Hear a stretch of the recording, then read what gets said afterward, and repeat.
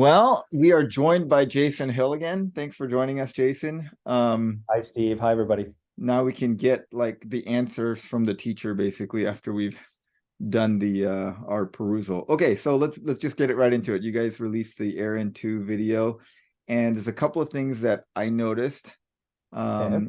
in the new video that were different than the Aaron 1 video. And I guess we need you to tell us which one which one is the production intent thing. Okay, Sure. so let's Happy to be here and happy to, clarify anything and answer some of the questions. all right. So anyway, beautiful shot of Aptera here. And I think, we found out that that the solar panels are now glass.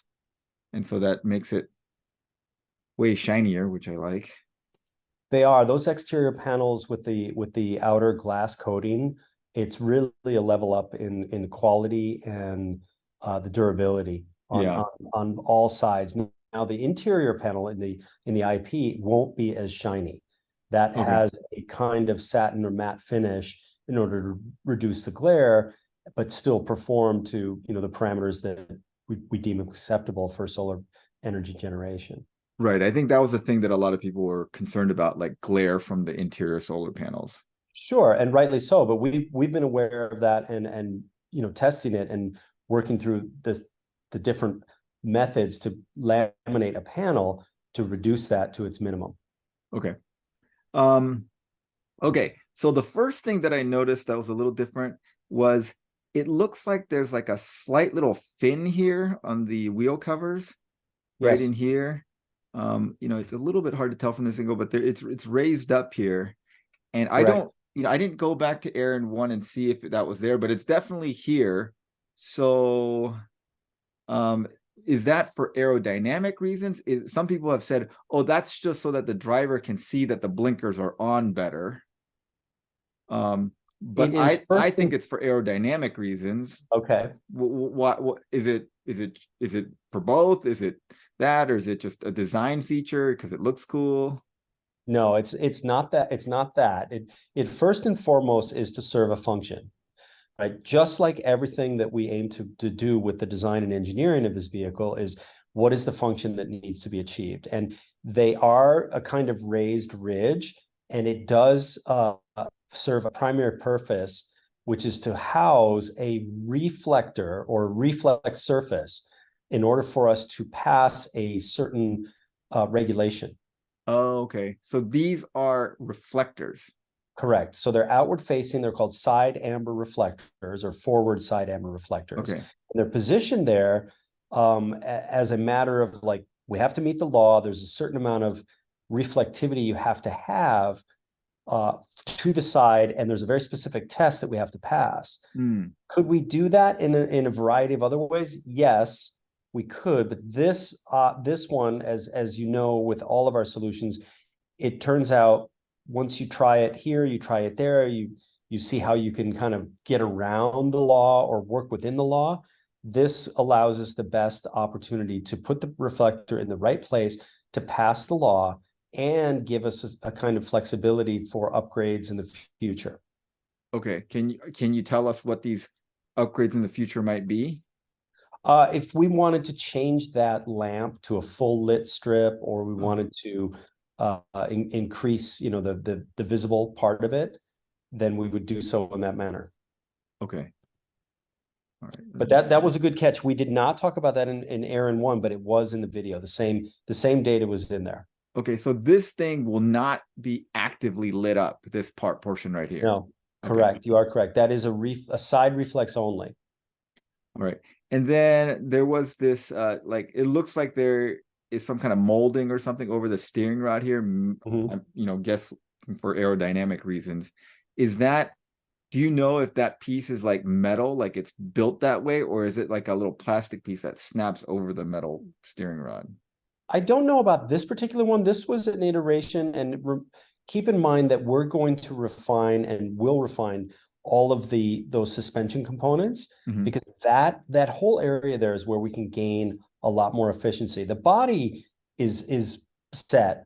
The wheel housings, the fairings, and then the wheel pants, rear wheel skirt, that's all set. But where we can really kind of tweak and adjust in small increments that make a big impact is those fairings. And that is an iteration, our latest iteration, where the steering arm does have that fairing on it. Okay. And is it a separate piece, or is the steering rod just going to be made in that shape? I believe this one is a separate piece. Okay. And is that what's going to go into the production intent? It should be, but Okay. again, keep in mind, we've done several iterations on like control arms that are molded into without an aero cover. Some Mhm. have an aero cover, and we're now to the point where we've made the decision, like this will be the production version of the suspension and the covers. And we're still refining some of the areas on the inner wheel pant surface in order to Like this side. iterate.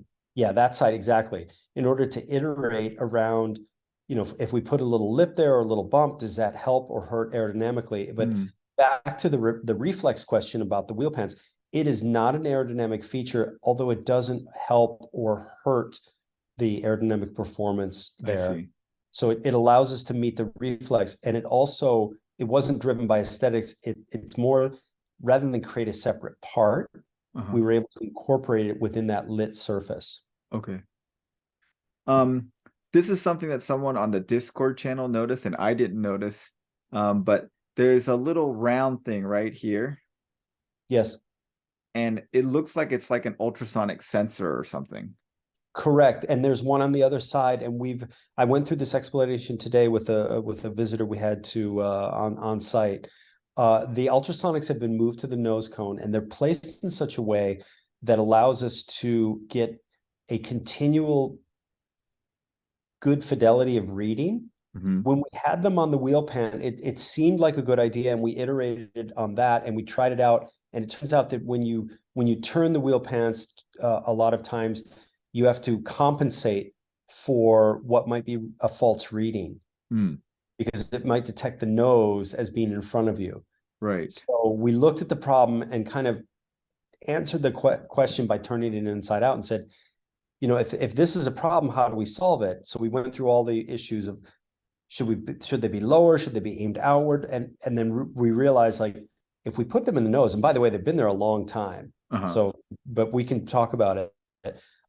If we put them in the nose and they're oriented in a way that the signal is directed, that allows for a continually, good fidelity of reading. Now, will that ultrasonic sensor help place the wheel pants? Will it, I don't know how to say this right. Like, will it tell us that the wheel pants are getting close to the curb or something like that? Yes.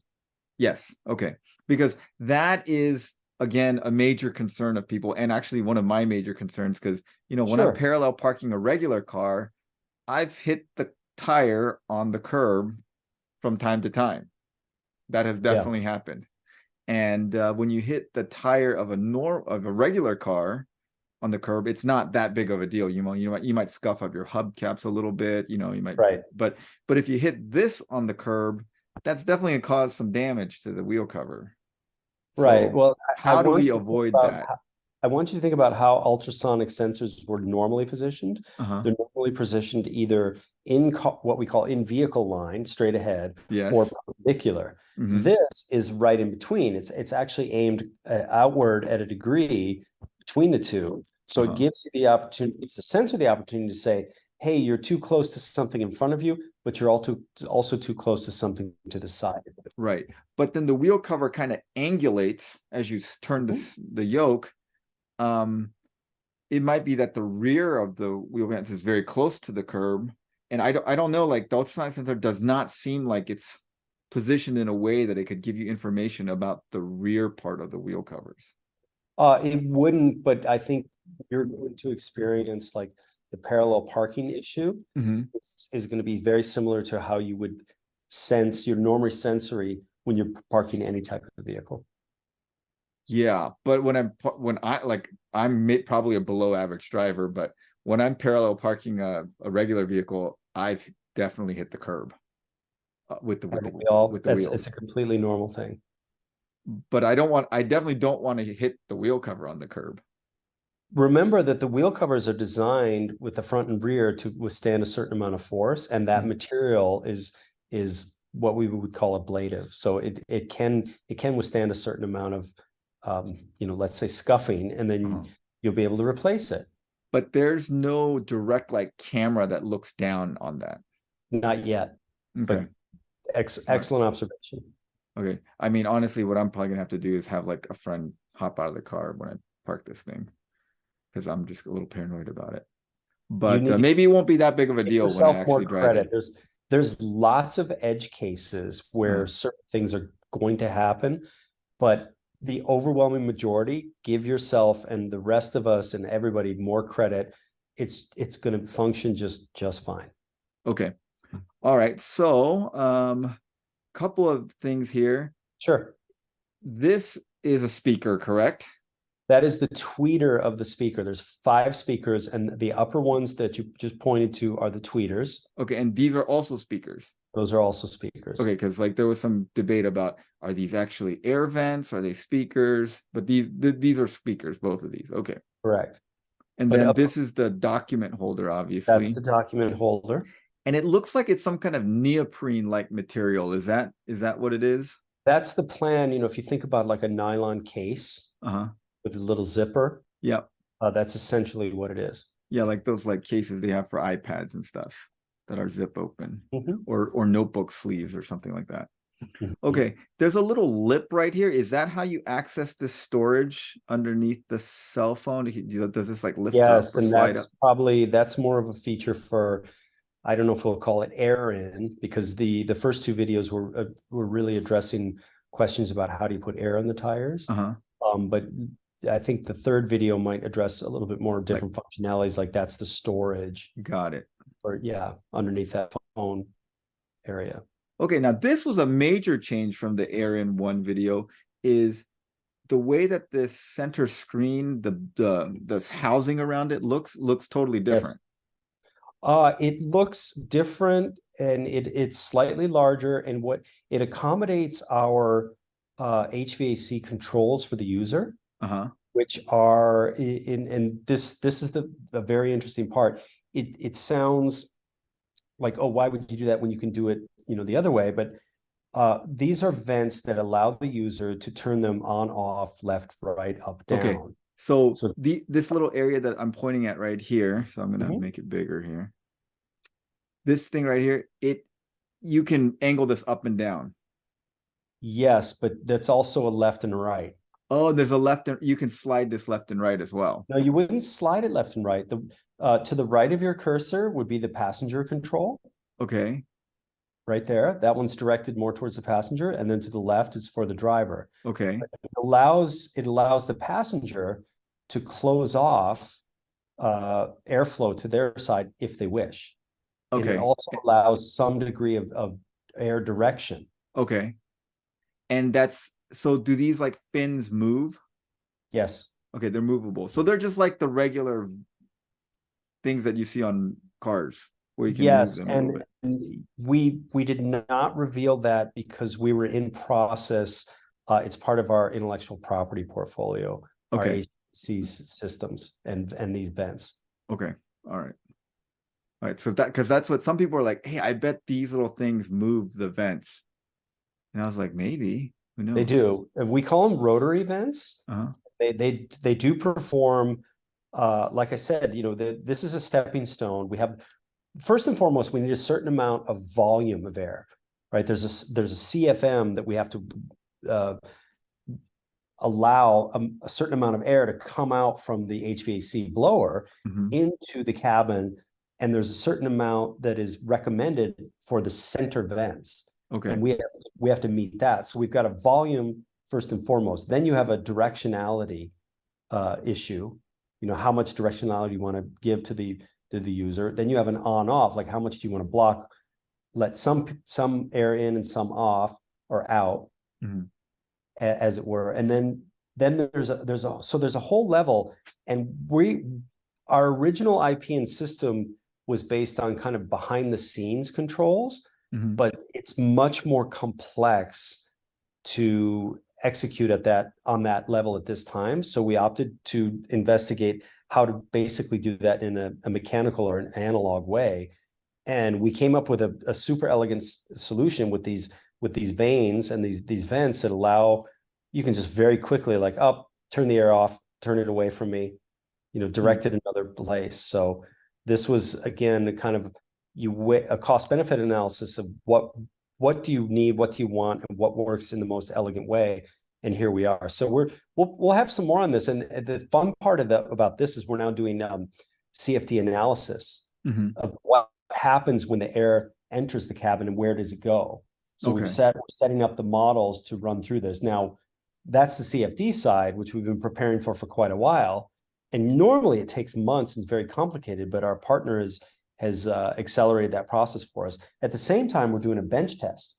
And we've been in process, so we're 3D printing these parts and we're doing a bench test on the actual blower to measure the volumes of air, which is how we started with the vent around the screen. We set up a very basic one with no directional control, but we just measured the velocity and we compared it against what you would expect in a normal passenger vehicle cabin size.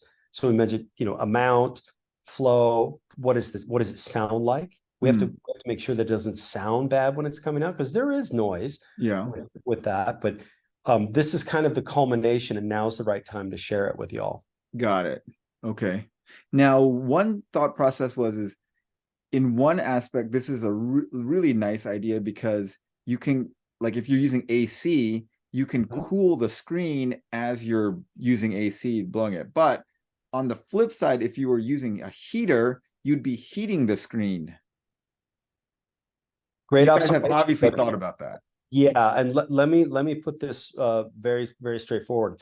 The two systems are insulated so that they do not either rely on each other or conflict with each other. Okay. That's been the real, let's say, fun part to engineer and design. Do you put them together? And the answer is no. You should start by keeping them separate. So we have and the reason is we have a control board in there that needs some thermal stability. Okay.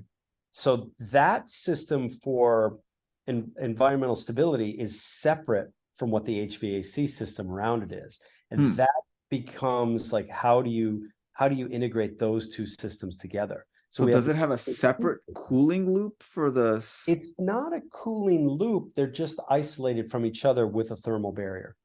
Okay. And that thermal barrier, that insulator, is part of the design, which makes up, if you think about the HVAC system for the center, it's kind of like two funnels. There's an inner and outer funnel, and the inner funnel has then yet another insulator layer, which then houses the electronic controls for the board, right? For the chips and the processor and everything.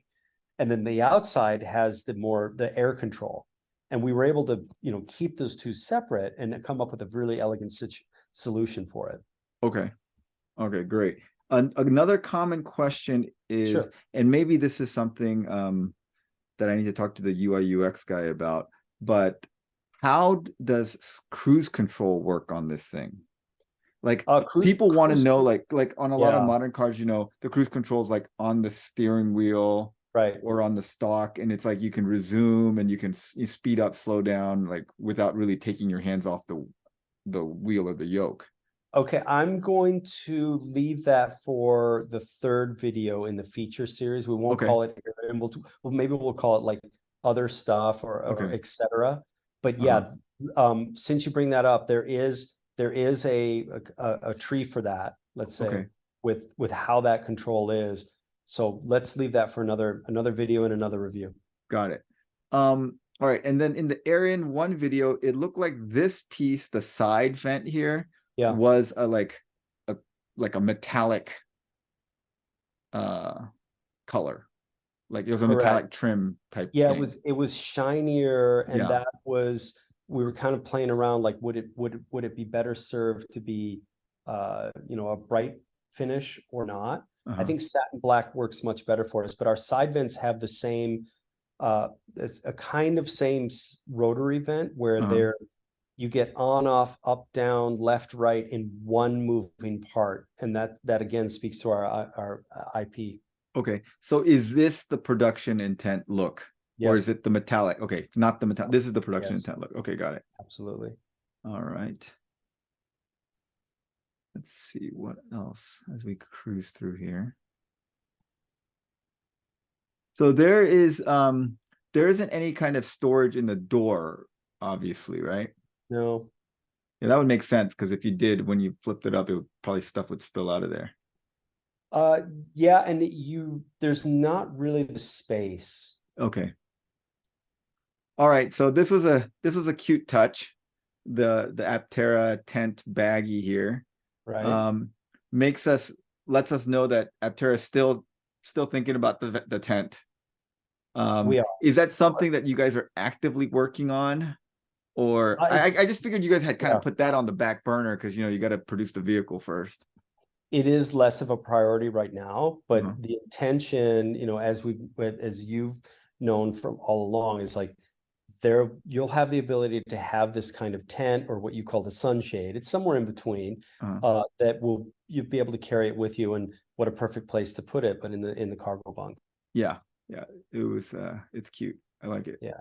Um and then someone noticed there is a slight it's pretty hard to tell, but yeah, you can see when you blow it, there's like a grill, there's like holes here. Yes. Um is that another speaker? Because obviously this is a speaker on this side. Correct. Yeah, no, good eye on whoever pointed that out. The left and the right trims for the B pillar, or the midsection of the vehicle, they're not symmetrical. The one on the driver's side, left-hand side, that houses there is a kind of grill there because that's where the air exchange is from the interior to the exterior. It's a one-way kind of valve. Okay. So you've seen that in some of our other videos where it's kind of a baffle Hmm. almost where the air is allowed to go one side and then it won't go back the other way. And that happens. You need that for HVAC, but also when you shut the doors, it needs to let the pressure out. Okay, right. Yeah, so Otherwise, that's the your that's the ears would feel funny. exactly that's the pass or driver's side. Passenger side, it's a different shape because we want to minimize the size of the plastic part, Uh-huh. and it goes around the speaker, which is, because we may, there'll be an opportunity where you don't order a vehicle with a large speaker there. So Correct. why put a cover over something that's not there? Uh-huh. Right. So there's a little bit of asymmetry, but I want to address something about the cargo bunk. The lid has been designed to be secure in place, even in the event of a rapid deacceleration event. So Okay. we're in the process of testing that out. And by the way, I've seen the images of the actual forged bink, like the entire tub that we've been waiting for. Oh yeah, yeah. So is that done? I said I've seen the images of it. Yeah. Oh, but And these and are like images of the physical thing, the not physical thing. renderings. Okay. Yeah, no, well, it's the part that you see in the CAD here, but Uh-huh. now I've seen the physical parts, but in images. Okay. So the whole thing is now done. Yep. Okay. Yeah. So this lid is designed to be securely in place, but Uh-huh. also removable by the user. You'll be able to take it out very easily, Uh-huh. right? It's not hinged for a variety of reasons, but you'll Right. be able to store it securely Uh-huh. and remove it easily. Okay. But it will stay in place in a rapid Yes. deceleration event because you Yeah. definitely wouldn't want this to become a projectile in there. Of course not. Yeah. Yeah. Okay, that would, but it looks like there's no latching mechanism, so you guys have some kind of ingenious way of making it stay without Basically, latches or a locking mechanism. in this case, you don't need a latch. Yeah, it's because I don't see where there would be a mechanism to unlatch or unlock something. It just looks like it's a pull tab here. The pull tab, that's exactly what it is.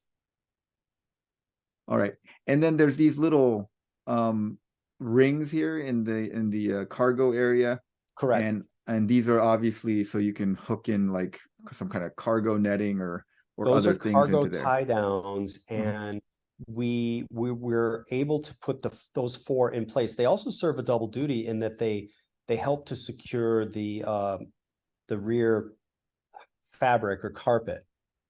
Okay. Okay. And do you know if like is Aptera planning on putting some kind of cargo netting as like standard with the vehicle or this is just there for aftermarket use? You'll be able to order kind of accessories that will be able to use those tie downs. And remember, there's ones on the upper part too. So you'll be able to tie the two together. Oh, okay. So there's something up here, Not up there, a little bit further forward. like Yes, there. here someplace. Yep. Okay, so then you could separate this area from the passenger area. Yes. Okay. I don't see the latching area, but it's somewhere in here, huh? Yep. It just doesn't show up on this render. I thought we talked about it before. I know, I thought we did too. Yeah, there's essentially a trim piece that holds the headliner in place. Uh-huh. It has these little hooks built into it. And Okay. I think I can see them. They might just be a little bit dark, Okay. but we can follow back on that. Okay. I'm looking for them and I'm not seeing them. Okay. And then that's I noticed there's like a little seam down the middle on Yes. the head cover, which is, I mean, I kind of like the look of it, but it's not, I haven't seen this very often in other vehicles. Well, there's a reason you haven't, but there's a reason we are doing it this way. Okay. And if you scroll forward a little bit, you'll see why, and then you'll kind of make this observation. Okay, a little bit more, a little bit more. Okay, you can stop there. Look at the top of the A-pillars. There's no seam. Oh yeah. Yeah, because Normally, usually there's a seam right here. correct. Yeah.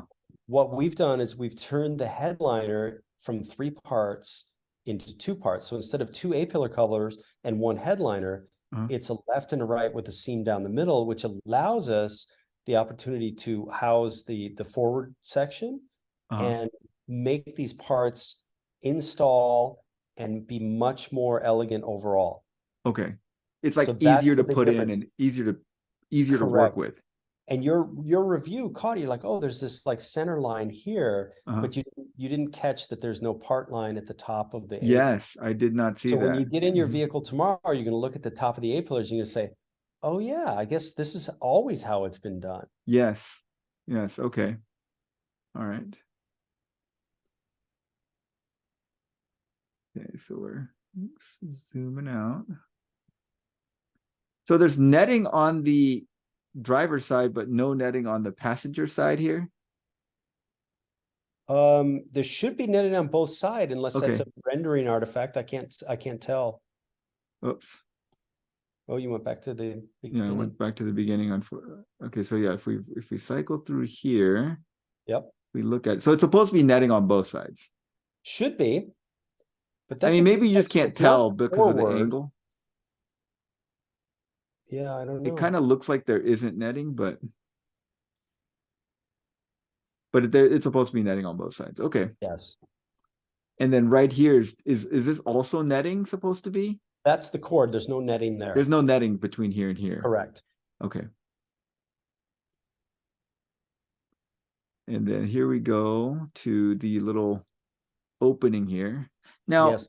so this is the part that, you know, I said in my video, I was a little disappointed by this because I was hoping that there would be some way of like showing where this entire piece comes off and it gives you full access to the wheel, much like in the Air in One video, like in your background there in the background, you see full access to the front wheel. It almost looks like there's enough space in the rendering here that if there was the valve stem right here, you would just be able to just air it in without having any access. Sure, but you'd have to what we call clock the wheel, and Yes. that lead to like a lot of friction. Like, oh, do I pull forward? Do I pull backward? How far? Do you you know have? I'm sorry. Do you have help? Is there 2 people? Like, we're trying to make it a 1-person operation. Right. You would have to move the car so that the stem is oriented at the bottom if you wanted to do it there. And this was the, you know, again, the videos are called Air In, right? They're not called hey, here's how you perform maintenance to change the whole, you know, belly pan or rear tire, rear wheel. But the Air In accessibility for the rear tire is done by this porthole access. Okay. Porthole access is centered around the hub the valve has been moved, which is very easy to do. The valve has been moved to the center, so it's Okay. always on center. This is very common in large trucks and off-road applications. Oh, okay. Because I haven't seen that before, but that's a Oh, it's a thing. yeah, you can find it very easily, and it was something we looked at actually when we were investigating like how to do it on the front wheels. Okay. But moving the air valve to the center of the hub is a very common thing, and Oh, it's okay. very cost effective. So we've moved the air stem, the Schrader valve, to the center, so it's always in the center. And then we decided on the size of the opening based on the human factors of what does it take for the a 95th percentile human hand plus a glove Hmm. go through an opening and perform an operation. Now, it's not a big operation, it's not that deep, but you Right. would be able to reach in, remove the Schrader valve, put your air hose stem on it, fill the wheel. It's a very simple plastic part that has a hinge and a retainer ring. Right. And you would snap it back in place. It doesn't hurt the aerodynamics. So it's the most elegant or simplest way to Uh-huh. put air in the rear tire without having you to clock the wheel. Got it. Yes, the stem is visible, but then you've got to kind of bend it. It doesn't quite get in the right angle. Yeah. Just it becomes burdensome. Yeah. But Okay. we will be sharing at the right time, like here's how to perform these maintenance. So if you imagine a whole series of either animations or real videos, or probably a combination of the two, and even using AR, of here's how you jack up the vehicle, here's how you remove the wheel skirt Hmm. and perform like deeper maintenance. I got you. I got you. Now, some people thought that this would be a way to access the lug nuts and remove the tire via this port. That is No, not this is how strictly it works, for correct? putting air in. Yes, because I'm just thinking like if in order to remove a tire after you remove the lug nuts, you have to move the tire laterally, and there's no Correct. space to move it laterally. Correct. Okay, so let me describe that. Essentially, it's very easy, relatively easy to mechanically remove the forward bumper of the rear skirt, the rear Mhm. bumper, and then undo this side. The assembly sequence we've already designed it the way that you would pull off one side of the wheel skirt in Mhm. order to perform like a wheel change Right. or a tire change. Okay. That's much less common than just adding the air. Correct. But we don't want to burden the user like, hey, you need to put air in, remove this meter, 1.7 meter long object and figure out a place to put it Uh-huh. while you put air in the tire. Right. Right. Yeah, you want people to just pull up to a gas station and just flip this thing open and put the air in. What we want is for them to carry a lightweight onboard electric powered air pump, Uh-huh. put in air to all three tires in the most easiest way. Right. Forget gas station. I don't even know what you're talking about, right? Uh-huh. Because we have the ability, we have power from the sun, Mhm. and we can charge things. And I have a very lightweight air tool that I use, Right. and that's the same thing. Right. We're going to remove a lot of those, like go here to do this, Mhm. but it's much more carry it with you and Yeah. perform these basic things. Right. By the Right. way, I think we'll be offering, we're in the process of designing a kind of flat pack funnel to help y'all put the washer fluid in to that location. Oh, okay. Like a folding funnel or something. Yeah. Okay, and I think that's pretty much all we saw. Now, some people made mention of they did not notice any drain. Like, here's like the rear hatch, and there's obviously a little lip here, Yeah. and they didn't notice any drain holes here, but I'm sure there's got to be drain holes, right? That's been yeah, there are. And remember, like what you see here, it's very interesting because the seal is actually on the hatch side, not on Correct. this side. Which is awesome because remember the Alpha vehicles had the seal on Right. here, and I was like, those seals are gonna get so damaged anytime I like kind of slide anything into the back. Like Sure. I was like, that seems like it'd be much better up here. Yeah. And so that I agree with that completely. Yeah. So we, But we have the a few more details. We do want, well, there's more like feature reveals, but mhm, we're kind of getting to the end where these are the features. Now we're just going to share how they're getting built, right? So mhm. as we move into the PI builds and the product, there's very few little things that we're just refining as far as manufacturability and parts. But this is very, very close to what we're going to be building. Okay, awesome. So that, yeah, that answers a lot of questions about like which of the two Aaron videos is more production intent. And so it is this one. Yeah. There are little veins on the airflow around the center screen, and the metallic accent on the side vents is no longer there. Yeah. And then the news is so every major body piece is now done. Like the tub that we talked the last time we talked, the tub was like not sure if we were done with that, but that's definitely done now. Done. And you are heading to Italy in a week or so. A little over a week. Yeah, we're gonna go wrap up in person with our partners there. Some of the final, mostly around the interior, but there's also some exterior minor details on the fenders, Okay. right? Fenders meaning around the nose cone. Uh-huh. But example, where we started with the reflex, that's an interesting one because we'd proposed several different ways to kind of integrate the reflex. And again, we're talking about meeting a regulation. Mhm.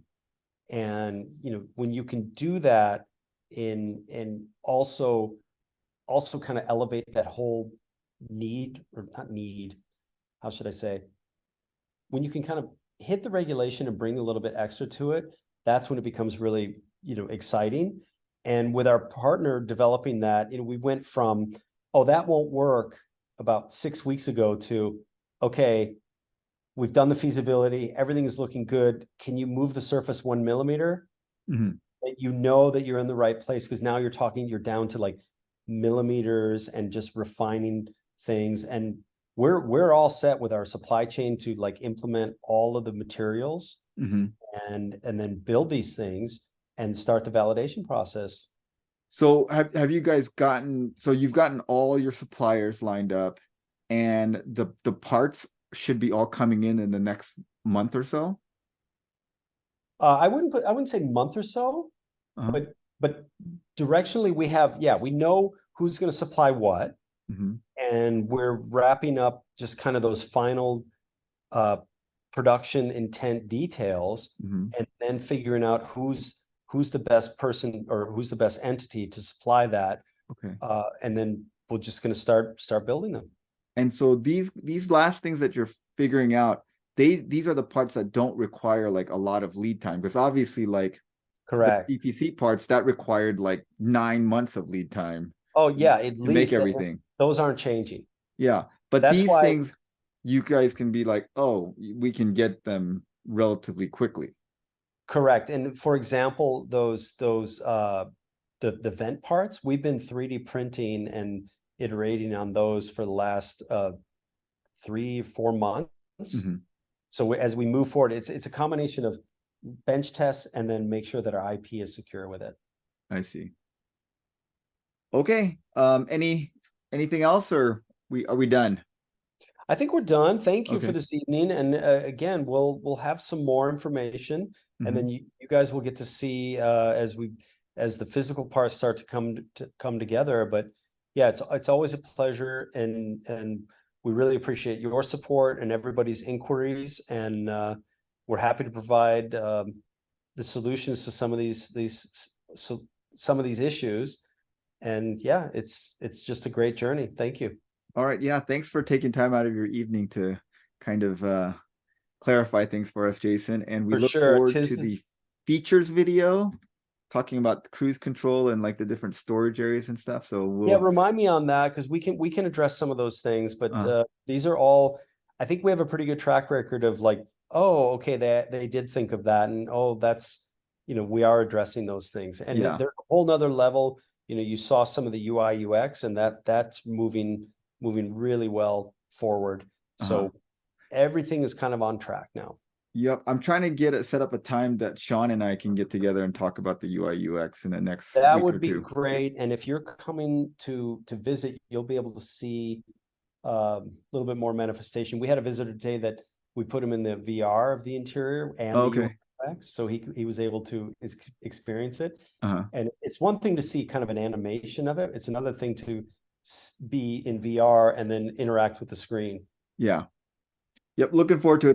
That looks like that visit's going to happen sometime in January, hopefully, because Okay. my schedule got really busy and you guys' schedule got really busy. So it's kind of gotten pushed back until January. But yeah, I'm looking forward to coming down. All right. All right. Well, I'm going to let you go, Jason. And thanks again for joining us tonight. All right. You guys take care. Thank you, Steve. Okay. Bye. Bye.